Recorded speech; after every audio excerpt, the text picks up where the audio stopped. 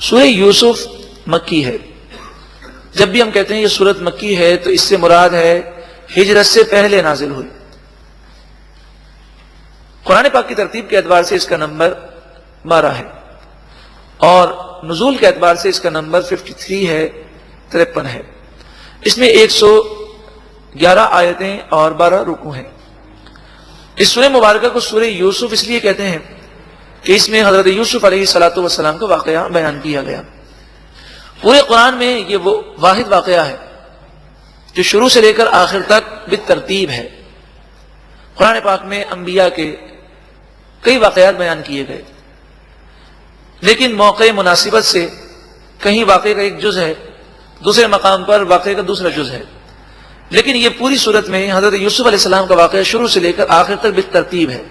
یہ سورہ مبارکہ نازل کیوں ہوئی؟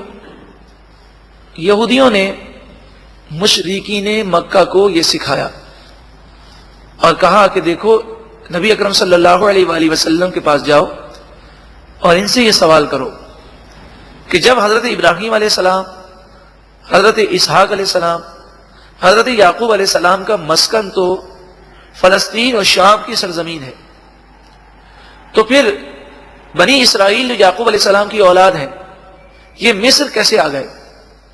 اور پھر فرعون کی جب حکومت آئی تو یہ 6 لاکھ بنی اسرائیلیوں کو لے کر حضرت موسیٰ علیہ السلام مصر سے نکلے، تو یہ مصر میں آئے کہاں سے؟ کہ بنی اسرائیل تو یعقوب علیہ السلام کی اولاد ہیں، یعقوب علیہ السلام حضرت اسحاق علیہ السلام کے بیٹے ہیں، اسحاق علیہ السلام حضرت ابراہیم علیہ السلام کے بیٹے ہیں، اور یہ تینوں انبیاء کا مسکن فلسطین اور شام کی سرزمین ہے. دوسرا ان سے یہ سوال کرو کہ حضرت یوسف علیہ السلام کا قصہ کیا ہے؟